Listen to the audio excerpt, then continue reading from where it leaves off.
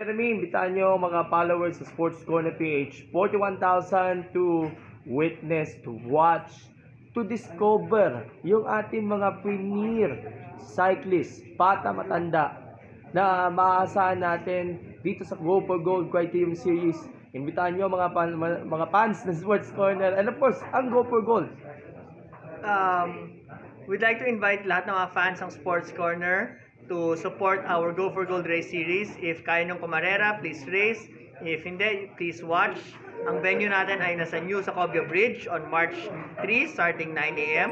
If you have any questions, you can message us on our Facebook page, Go for Gold Race Series. Ay, may pahabol na ako tanong kasi yung sa athletics, nabasa nyo, yung aking friend si John Lloyd Caballo, nanalo ng ginto. I mean, yung Team Go for Gold, nagkaakot ng mga medalya doon sa Baguio Athletics Championship. What's your reaction? Of course, very, very happy ako. I was actually in Baguio on Friday.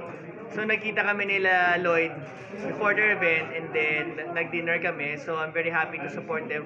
Matagal ko na rin kilala naman si Lloyd and then I'll happy to continue to support him in his journey, hopefully to become a SEA Games champion. And the rest of yung ating Go for Gold track and field team. Alright, so thank you so much and looking forward for another interview and we will try to report yung ating Go for Gold Criterium Series and other events like Go for Gold. Thank you. Alright.